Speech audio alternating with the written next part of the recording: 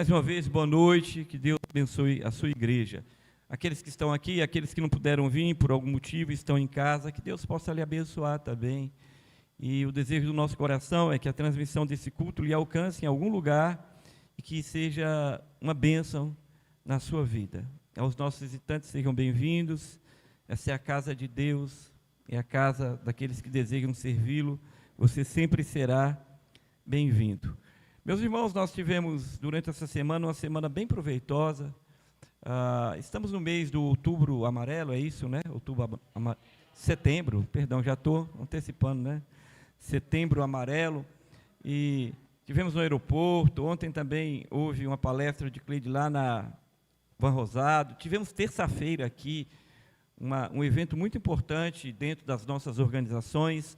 A igreja indo para o enfrentamento de temas que são importantes, relevantes, e que nós precisamos ter o conhecimento para podermos saber tratar com esses temas. Por isso, eu queria agradecer a Deus, porque foi muito edificante, parabenizar o Ministério das Mulheres. Esta semana, estão dizendo que é uma semana meio que morta para Mossoró, não é? Porque terça-feira é feriado, é municipal, aí no final de semana, na sexta-feira, é novamente feriado. Então, assim, é uma semana, não digo pouco produtiva para todo mundo, mas é uma semana bem quebrada. Mas que Deus possa te orientar, te guardar, e que você use bem o tempo durante essa semana. Também queria lembrar que no Santa Helena nós tivemos hoje um culto, e o primeiro culto lá com forramos o Santa Helena todo. Estamos iniciando ali uma reforma, como fizemos aqui, progressiva, e será uma grande bênção. Ore por isso, participe, contribua se você puder, indo também e ajudando aquele trabalho. Amém? Eu quero, então, pensar com os irmãos, o tema de hoje que Deus colocou no meu coração, está lá na carta de Paulo aos Efésios, no capítulo 5. Capítulo 5 da carta de Paulo, a igreja de Éfeso, na Ásia Menor, não apenas a ela, mas em primeiro lugar a ela. E o tema dessa noite é um tema que eu penso que é muito importante para a vida de todos nós. Inicialmente, talvez você ache que seja sem muita importância, porque você considera que consegue administrar bem e gerir bem sua vida no quesito tempo. Talvez você entenda isso como um conceito apenas secular. Talvez a grande maioria pense, não, isso é só uma questão de administrar, isso não tem a ver com igreja, com Bíblia, tempo é uma coisa que cada um determina o seu. Mas nós vamos ver hoje, no estudo, na pregação, na exposição, que não é bem assim, que a Bíblia fala sobre isso e nos chama a atenção sobre isso. E nós vamos aprender, como Paulo sempre faz em suas cartas, que existem dois conceitos que nós precisamos estar sempre diante deles e com atenção. O primeiro é a doutrina. Paulo sempre fala e começa com doutrina em suas cartas, trazendo a vontade de Deus, os valores e princípios eternos através da Bíblia. Mas nas mesmas cartas, Paulo depois, em algum momento, ele vai falar da prática, da vida. Então, ele aplica a doutrina e ele também diz sobre a prática. Porque doutrina sem prática não leva ninguém a nada. E prática sem a doutrina, normalmente será uma prática que a gente poderia chamar de distorcida, troncha ou coisas desse tipo. Por isso, o tema de hoje é o uso sábio do tempo em uma geração distraída. A ideia que eu tenho hoje, oferecer aos irmãos, através da palavra do Senhor, é mostrar para os irmãos a importância desse tema, a relevância dele na vida diária, o quanto ele é importante e vai fazer diferença na sua vida a médio e a longo prazo, o quanto é bíblico, que isto não é apenas um conceito secular, mas é extremamente espiritual, e você vai entender porque a Bíblia vai falar sobre isso, e eu queria, então, mostrar para os irmãos. Queria trazer alguns comentários e a base histórica sobre aqueles que, desde sempre, na história da igreja, entenderam isso e viveram e comentaram sobre isso, expor o texto e depois fazer uma finalização. Efésios capítulo 5, no verso 15 e 16, o apóstolo Paulo vai dizer assim: portanto, vede prudentemente como andais, não como nécios, e sim como sábios. Não como nécios, e sim como sábios. Vamos orar, curve sua cabeça. Pai querido e Deus amado, muito obrigado por estarmos aqui nessa noite, por cada um que aqui entrou, aqueles que não puderam vir, que o Senhor esteja aguardando. Se estão assistindo a transmissão desse culto, que Deus possa mover e tocar também os seus corações, como todos aqueles que essa transmissão alcançar. Nós estamos aqui para cultuar e bendizer o Teu nome. Agora as crianças separadas cultuando também no seu culto particular, para que uma linguagem adequada as alcance. E nós que estamos aqui, pedimos que o Senhor fale, ministre aos nossos corações, como só o Senhor pode fazer. Para isso me use, me inspire para transmitir a Tua palavra, é o que eu te peço, em nome de Jesus. Amém. Meus irmãos, o tempo, em primeiro lugar, eu queria que você já saísse daqui entendendo, é um dom de Deus. Sabe, ninguém tem mais tempo ou menos tempo. Já falei disso aqui em outras mensagens, dentro de um contexto. Você não tem mais tempo que ninguém, nem menos. Todos nós temos 24 horas no dia, todos nós. Então, já para partir, porque muitas pessoas pensam que, falam, eu estou muito atribulado, é muito corrido, mas é apenas para você. Você tem 24 horas no dia, é o mesmo que eu tenho, é o mesmo que cada um aqui nesse auditório tem. Então, a questão é como nós administramos o nosso tempo, é como nós vivemos, aproveitamos o nosso tempo. Aí está a questão. Eu gosto do conceito de Marinho, que vai dizer, um palestrante, um homem muito preparado, que dá palestras no mundo todo, ele diz, ninguém tem mais de 24 horas, e o tempo é dividido em três momentos da vida, né, do dia da pessoa. 8 horas nós dormimos, 8 horas nós trabalhamos, sobra normalmente 8 horas. E o que é que você faz com essas 8 horas que lhe sobram? Isso é muito interessante. Então o tempo é um dom de Deus, e ao mesmo tempo é uma batalha terrível que nós enfrentamos espiritualmente falando. Vivemos de uma geração marcada por excesso de informações. Inclusive pessoas na plateia nesse momento, ou em casa, que estão ouvindo essa palestra, essa pregação, estão nesse momento vendo celular, pegando informações, buscando informações, talvez estudando o texto que eu coloquei agora. E tudo bem, desde que você esteja ligado aqui, dependendo de Deus, para compreender o que Ele quer falar com você nessa noite. Mas a verdade é que nunca, em nenhum tempo, nós tivemos tanto tráfego de informação quanto nós temos nesses dias. Nunca foi tão fácil o acesso através da tecnologia como nos nossos dias. Mas também, nunca se viu tantas pessoas escravas e presas por causa dessas informações que poderia gerar mais tempo e elas acabam se perdendo e estão escravas desse tempo, sem produção, sem produtividade. A cada dia somos bombardeados por mensagens, notícias, redes sociais, com distrações que precisamos pensar se, por causa disso, temos priorizado de forma adequada o reino de Deus. Por isso, Paulo, nessa carta, vai advertir o povo e a lembrar que não é uma questão nova. Quando nós lemos esse capítulo e esse versículo, isso não se trata de agora. A Bíblia, mais de 2000 anos atrás, já falava de remir o tempo, de prestar atenção como cada um administra o seu tempo, porque já haviam distrações. No século em que Paulo está escrevendo essa carta, ele está tratando e ensinando o povo sobre as distrações que eles já viviam, como a questão filosófica, que era muito forte, e não que seja ruim de tudo, mas os conceitos que fogem, o estoicismo e tantos outros que já fugiam, advindo dos gregos, a exaltação e a vaidade romana, por dizerem que eles são construtores, e eles são bons naquilo que fazem.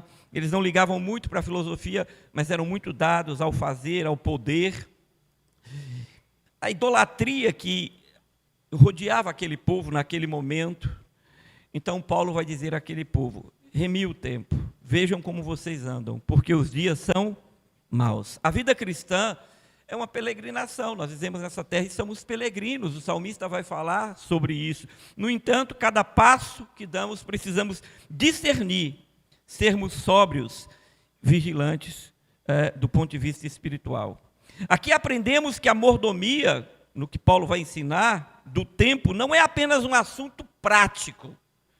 Paulo vai usar a questão prática, mas ele vai se aprofundar, dizendo isso é uma questão teológica, é uma questão de Deus, de estudar aquilo que Deus deseja para as nossas vidas. Usar bem o tempo é confessar que Deus é o Senhor de todas as coisas, inclusive do tempo, que é o Senhor das nossas vidas, por isso devemos glorificá-lo. Então, desassociar o tempo que você tem da questão bíblica é um erro.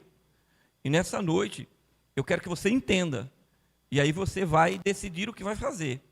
Que o seu tempo não é uma coisa assim, sem sentido. Que o tempo, apesar de todos termos, ele tem um princípio, ele tem, na verdade, um objetivo, que é glorificar a Deus.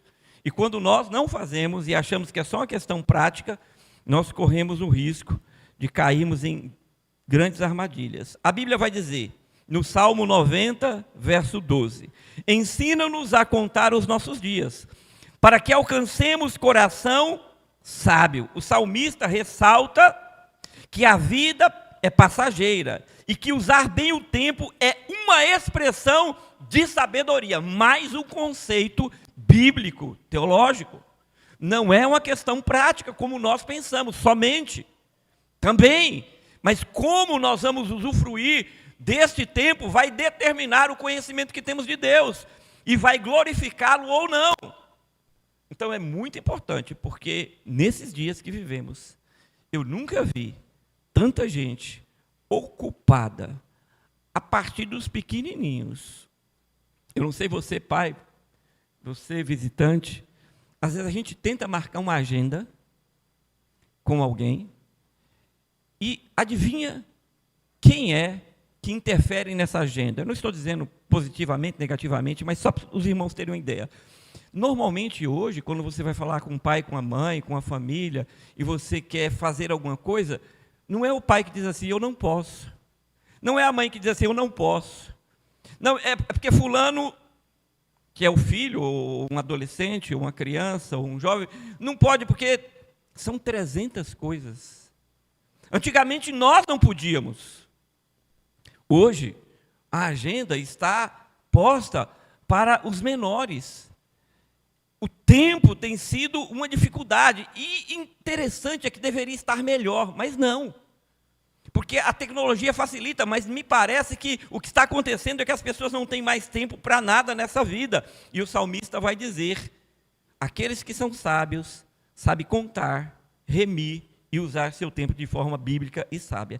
A Bíblia reforça esse cuidado ao destacar que existe um tempo oportuno para todas as coisas. E nós lemos aqui, tanto na pastoral, quanto na leitura bíblica que eu coloquei, Eclesiastes 3. Vai dizer, há um tempo para cada coisa. O problema é que a gente pega o tempo e a gente se perde dentro dele. Paulo, então, vai orientar. Aproveitem bem o tempo, porque os dias são maus. Eu queria destacar. Paulo vai dizer, aproveitem, né, o tempo de forma sábia, porque os dias são maus. E, nesse sentido, nós precisamos estar atentos. Isto nos mostra o valor do planejamento e não da negligência. Os puritanos, a gente está estudando, e hoje tivemos uma aula muito boa aqui, pela manhã, Reforma e Reformadores, e foi muito bom, e eu quero lhe incentivar a estar conosco domingo de manhã. Eles, um pouco depois, quase um século depois da implantação da Reforma, eles vão enfatizar a vida prática, a vida cristã deve ser vivida na vida prática, mas também com uma teologia coerente e com entendimento. Tem uma frase do latim que diz assim, Coreo Deo, que é diante da face do Senhor. Inclusive está num livrinho aí, que estamos estudando. Isso significa que até a maneira com que nós administramos as nossas horas revelam a nossa fidelidade a Deus. E aqui eu acabo de te entregar mais um conceito, uma ideia de que o tempo não é alguma coisa boba que você pode achar que vai usar como quer. Ele dá sabedoria, ele é para os sábios, ele é fidelidade a Deus, ele te livra de laços do passarinheiro. E eles já pensavam daquela forma há mais de 500 anos atrás, usando os puritanos como exemplo.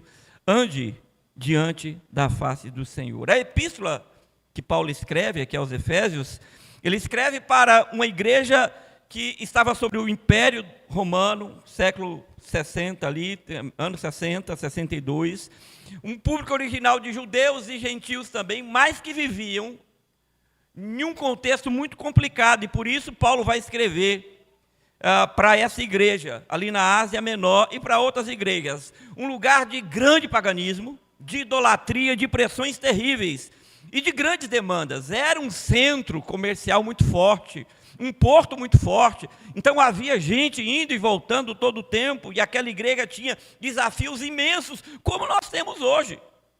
A idolatria, a ideia da razão, da filosofia grega, a vaidade dos humanos. Havia uma escola de feitiçaria dentro daquela cidade. Os judeus e os gentios viviam essa dinâmica diariamente. Nós temos desafios hoje em dia, eu sei que você tem. É o inglês, é a academia, é a faculdade, é o cursinho, é o trabalho, é a família, é a igreja. Veja, e como é que eu vou conseguir administrar tudo isso? A Bíblia nos ensina, e Paulo vai, de forma precisa chamar a atenção daquele povo. Então, o propósito de Paulo, nesse texto, é instruir a igreja para que ela glorifique a Deus, usando sabiamente, já que tempo é alguma coisa espiritual, e não alguma coisa secular, como a maioria pensa.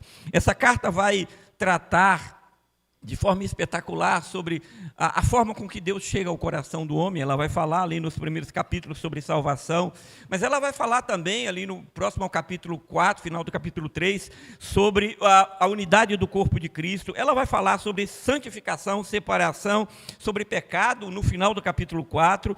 No capítulo 5, Paulo vai tratar de diversos pequenos temas e como devemos nos comportar. Ele vai trazer orientações práticas sobre casamento, sobre chefia, sobre como nos comportarmos como servos.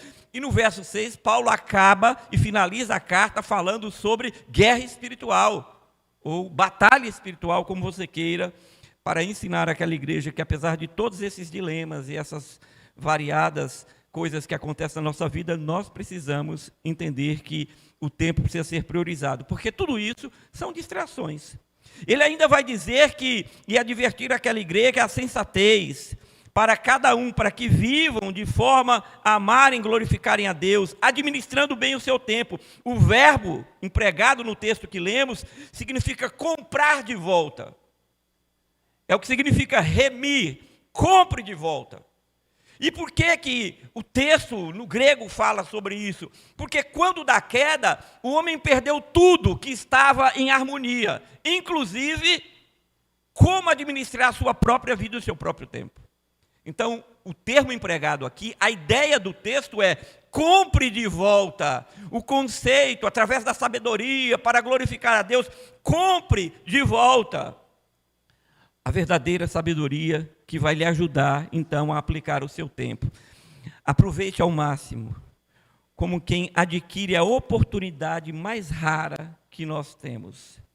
Para o povo grego e os romanos, por influência grega, o tempo determinado aqui empregado é cronos, que refere-se à quantidade, a um tempo que decorre, como exemplo do relógio, algo cíclico, que aponta para o relógio.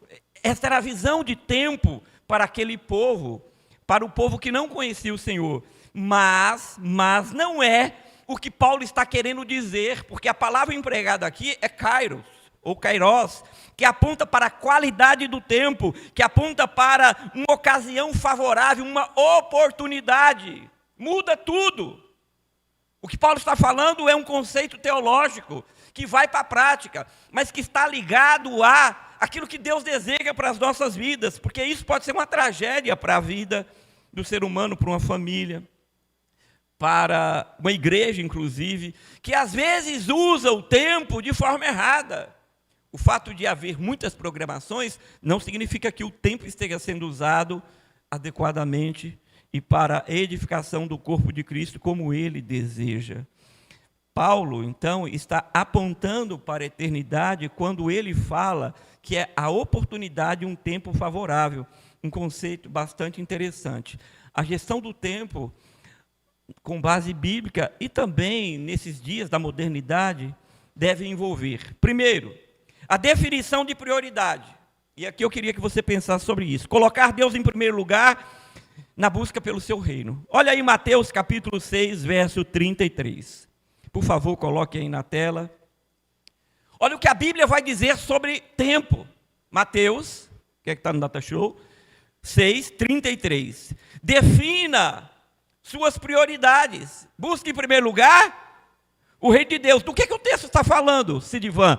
De tempo. Como é que nós encaixamos o nosso tempo, administramos nossa vida? Deus pede na sua palavra, busque em primeiro lugar o seu reino e a sua justiça. E Ele vai prometer que as outras coisas nos serão acrescentadas. Você crê ou não crê na palavra de Deus? Você quer viver ou não quer viver a palavra de Deus? É uma questão apenas de prática ou tem um conceito teológico no sentido de vontade de Deus, conhecimento bíblico sobre isso? Como é? Essa é uma pergunta que você deve responder no seu coração. Como você tem definido nesses dias sua prioridade? É muito comum, é muito interessante a gente ver as pessoas coçando a cabeça. Eu não tenho tempo para nada. Minha vida eu não tenho tempo para nada. Parece que é luxo, Jetro, parece que é chique falar isso. É como eu leio em algumas pessoas. É chique dizer assim, eu não tenho tempo para nada. É legal, né? Você é daquelas pessoas que dizem assim para os outros familiares, o esposo dentro de casa, fora, no trabalho, na igreja, fala assim, eu não tenho tempo para nada. Achando que você está transmitindo a ideia de que, rapaz, fulano de tal é muito ocupado, fulano de tal é uma pessoa muito especial, porque veja que ele não tem tempo para nada. Isso lhe soa como algo bom. O texto sagrado, na primeira definição aqui, que é prioridades, ensina que devemos buscar em primeiro lugar o reino de Deus. Mas em segundo lugar, a disciplina e a organização. Os planos do dirigente, vai dizer o texto sagrado, levam à abundância, mas o apressado acaba na pobreza. Provérbios 21, verso 5. E tem gente que vive na correria, mas pouca produtividade. Corre muito, mas não me parece que consegue avançar naquilo que deseja.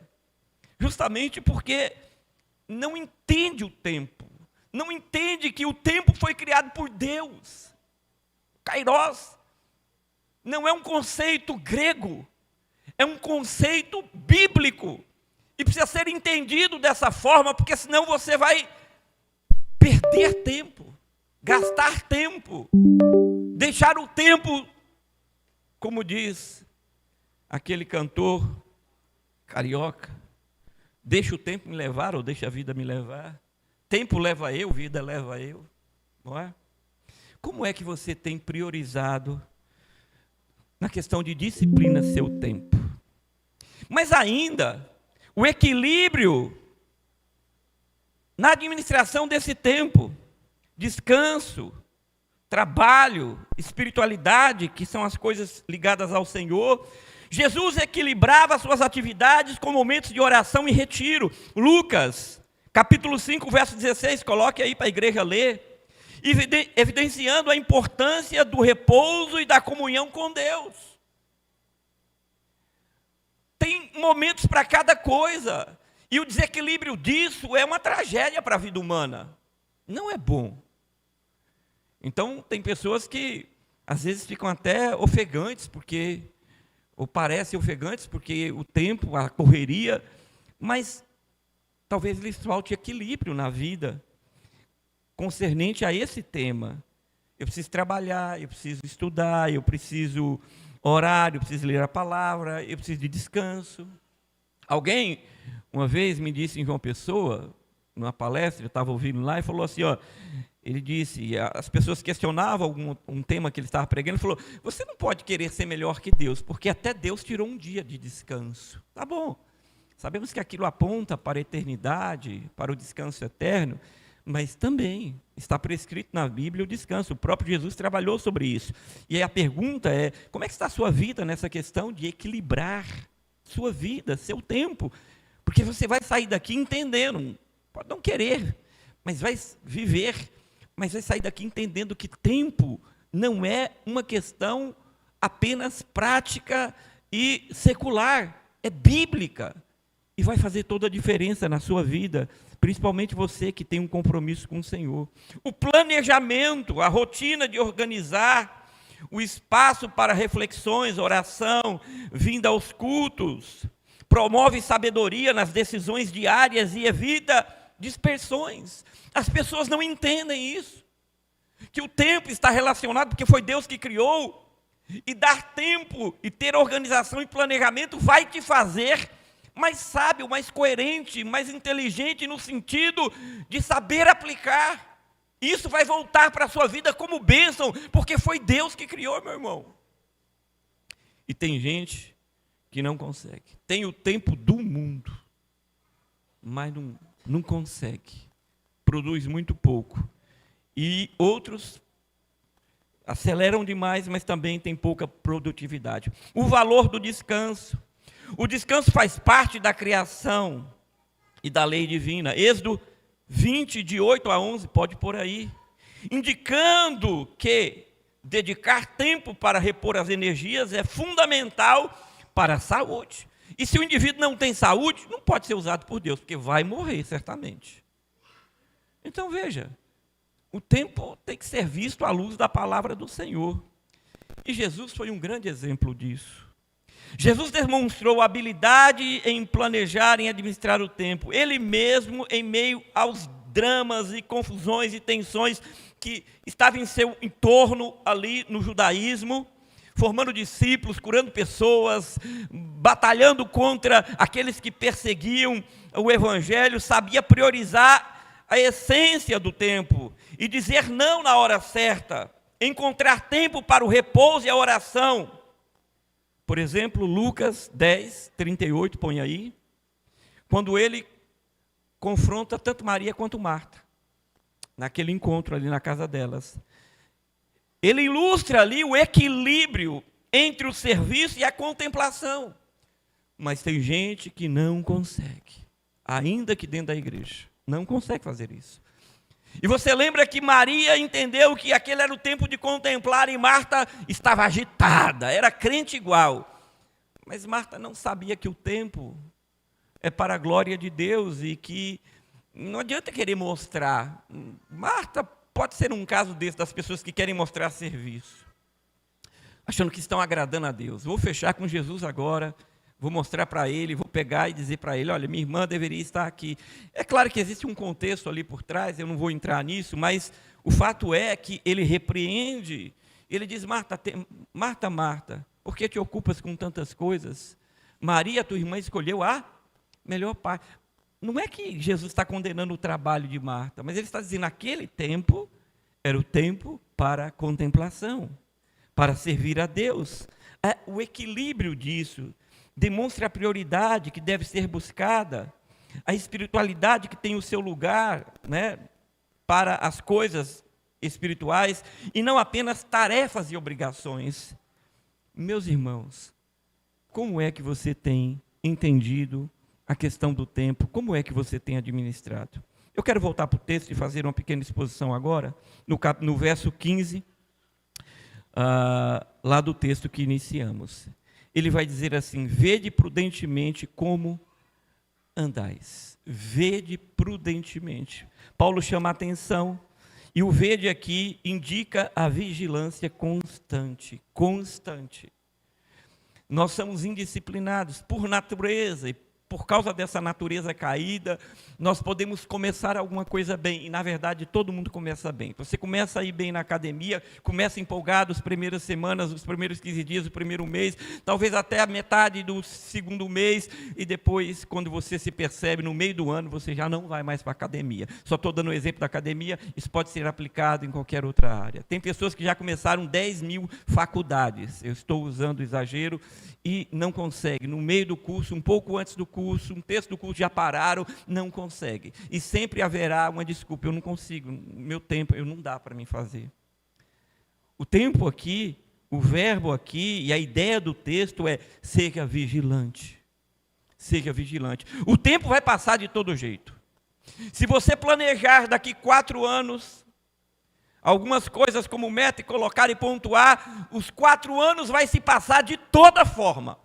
Seus projetos podem não ter sido realizados porque você não vigiou no meio do caminho. Mas esses 4 anos já foram embora, não tem mais o que se fazer. Então indica vigilância, andar, a ideia que Paulo aplica aqui é conduta cristã. Então dizer que o tempo não tem a ver com Bíblia, a administração do tempo não tem, é um assunto relevante, por isso que eu estou trazendo. Porque as pessoas estão se afogando por nada. Eu não sou dos melhores, mas não sou dos piores. Quem anda comigo e me conhece, sabe o quanto eu prezo por isso. E eu não vivo sufocado e desesperado. Às vezes chegam pastores amigos aqui e falam: você é tão tranquilo, né, Moab? Eu falei: parece que sou, né? Mas não sabe o quanto eu me dedico para fazer o que eu tenho que fazer. O quanto eu sou focado naquilo que eu sei que eu preciso fazer. Porque eu sei que é o tempo. Eu sei da responsabilidade. Com Deus em primeiro lugar. Com a igreja de Jesus, que me deu oportunidade. É o tempo. E depois reclama. Então, mas isso precisa de vigilância. Você tem liberdade, mas se você tem liberdade e não tem vigilância, você vai se dar mal. Não, eu chego a hora que eu quiser, eu não tenho gerente, eu não tenho que bater ponto. Aí é que você tem que ser vigilante. Porque senão você vai estragar, gastar o tempo, e você vai ser cobrado lá na frente por isso. A vida cristã exige atenção, não distração, atenção e não distração. O sábio avalia os seus passos, o nécio anda sem direção. Ele simula, ele se engana, é fake news, ele demonstra que estou aqui, olha, 300 coisas. No fim, é falta de organização, é falta de disciplina, de entender a Bíblia e o quanto isso é valoroso e valioso para o Senhor. Que o tempo é uma adoração a Deus, porque Deus o criou. O nécio anda sem direção, o sábio avalia os seus passos. Em um mundo de notificações e agendas cheias, somos chamados a analisar cuidadosamente a nossa forma de viver. Paulo vai dizer: vede prudentemente como andais. Sabe, irmãos, o que o mundo chama aí fora de que o universo recompensa, eu digo, os princípios de Deus se cumprirão na sua vida como promessa. Por isso, até lá fora, quando os homens entendem e fazem, eles são recompensados, porque princípio é princípio, e Deus não falha. Mas ainda, nós precisamos entender, por exemplo, quando alguém entra num carro, vamos usar assim, aqui todo mundo que entra no carro, cinto de segurança, coloca a cadeira certinho, liga os faróis que vê à noite, e vai tomar todos os cuidados, porque aquela pessoa não quer ter um acidente, ela quer percorrer ali o seu destino sem ter um acidente. Então ela está vigilante, porque quem não faz, guardadas as proporções de incidentes da vida, vai provocar um acidente desnecessário. O tempo também, na vida da gente é assim. A gente precisa estar todo o tempo vigilante para, meu Deus do céu, eu estou cumprindo, eu estou fazendo isso. Um reformador disse certa vez: a prudência cristã é um escudo contra as ciladas do mundo. E é verdade isso. Quando a gente sabe usar, nós estaremos nos livrando dessas ciladas. Mas o verso 16, ele vai dizer assim: remindo o tempo, porque os dias são maus. Palavras do apóstolo Paulo, Bíblia. Remir significa aproveitar cada oportunidade, por isso é o kairós, para o bem. O tempo não deve ser desperdiçado, pois os dias são maus, indicando tempos corrompidos pelo pecado, e é isso que eu comecei a dizer: tudo caiu e tudo está sujeito agora à corrosão do pecado, e nós às vezes não sabemos e não percebemos isso, e estamos agindo e nos deixando sermos corrompidos nesse sentido, desse ponto específico. Paulo vai dizer, remindo o tempo, porque os dias são maus. Foram em todos os tempos, mas na nossa geração a coisa descampou em um nível muito maior. Eu acho que cada geração o grau vai se intensificando. Aproveitar as oportunidades para fazer o bem. O tempo não deve ser desperdiçado, pois os dias são maus. Isso indica que nós temos que ter um compromisso, é o kairós do Senhor. Devemos viver como um senso de urgência, sabendo que cada momento é uma oportunidade de servir a Cristo. Mas o mau uso do tempo é um terreno fértil para as tentações e para os acidentes. E é assim que a igreja deve viver. É assim que o cristão deve andar. Com observância, entendendo que é uma urgência, uma oportunidade. E Deus dá, mas tem gente que é muito displicente. Colossenses 4, 5, pode pôr aí, por favor. Vai dizer, andai em sabedoria para com os que estão de fora, aproveitando bem cada oportunidade. O Paulo vai escrever outra igreja e também ensiná-los sobre este princípio. O tempo deveria ser visto por cada um de nós como um investidor, um empresário, e eu entendo, não vou falar aqui de forma pejorativa, o empresário pensa em lucro.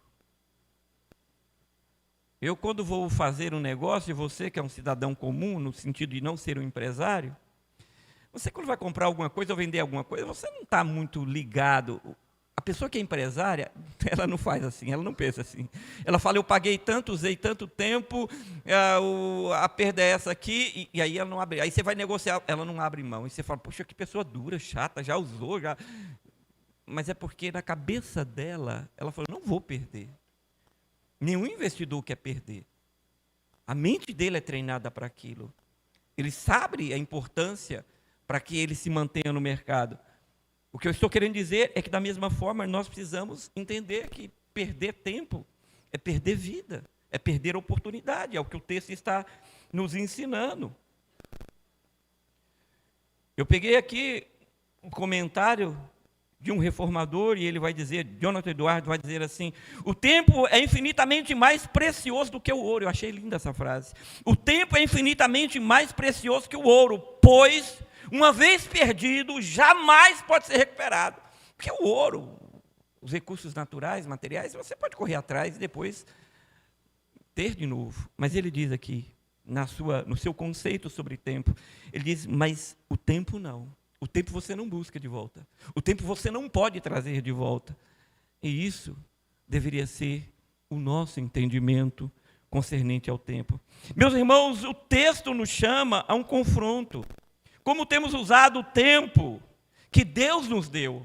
É essa a ideia de pensarmos nessa noite. Como você tem usado o tempo que Deus te deu de vida, das 24 horas diárias?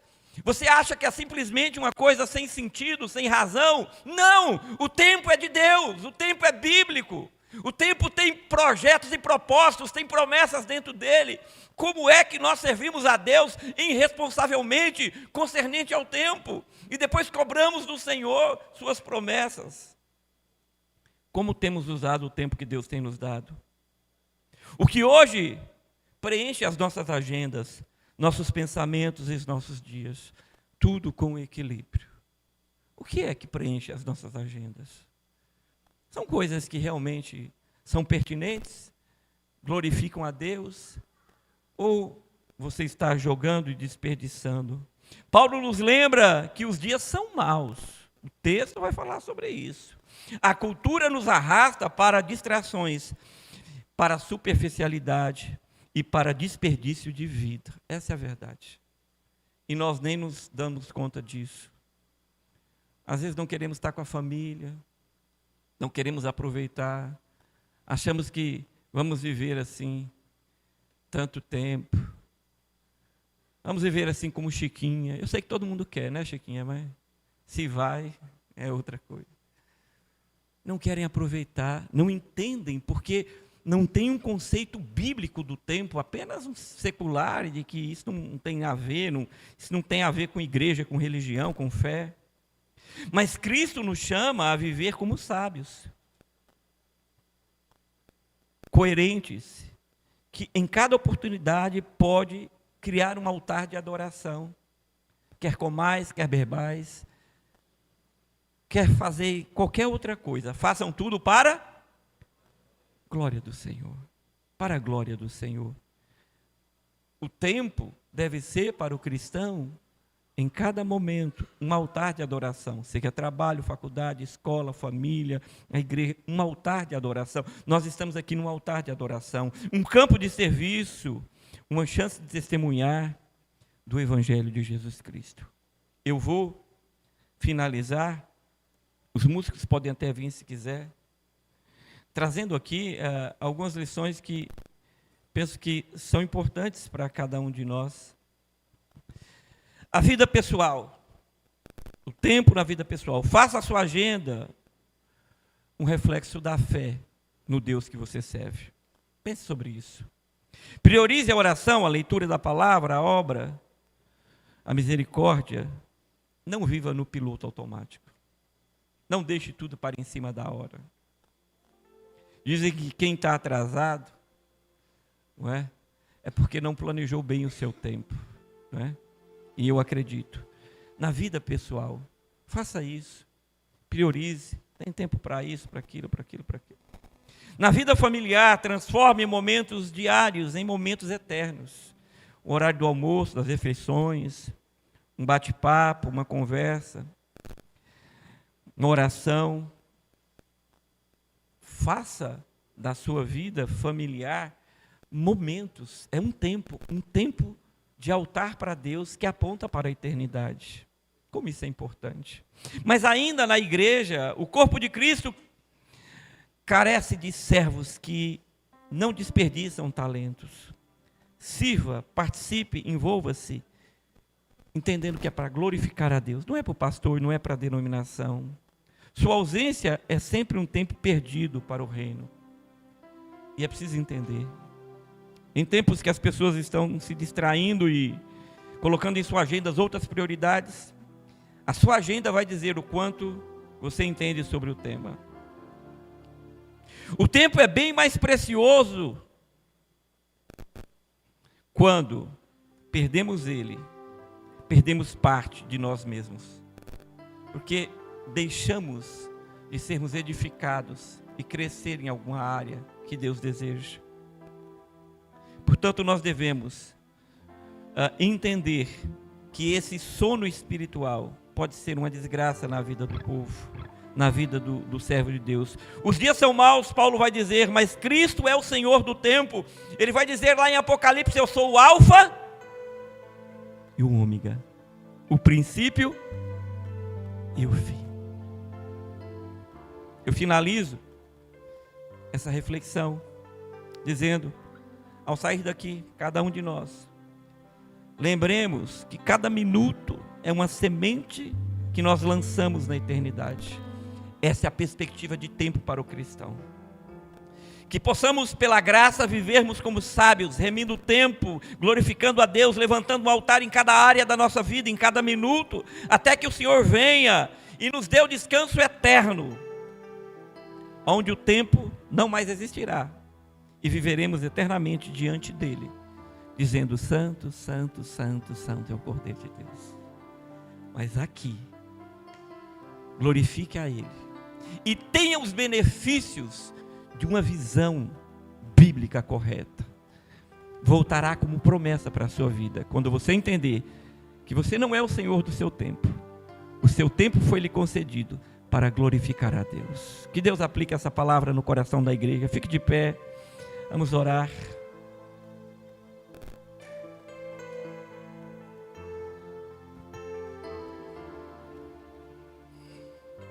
Curve sua cabeça, feche os seus olhos.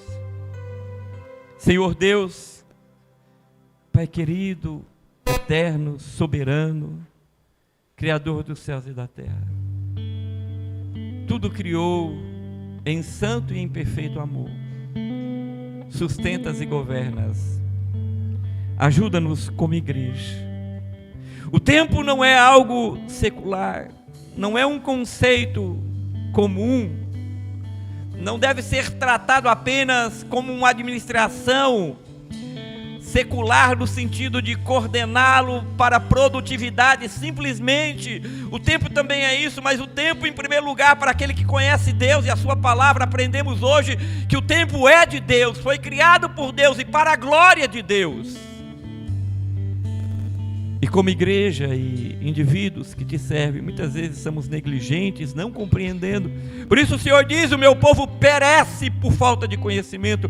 Mas a luz da tua palavra nessa noite ilumine os corações, e que possamos a cada minuto de nossas vidas entender isso e sermos vigilantes, como o apóstolo Paulo nos ensina, porque os dias são maus e podemos glorificar o Senhor, receber as tuas promessas e viver melhor, ter uma saúde melhor, viver a verdade e não esse fake news do mundo pós-moderno.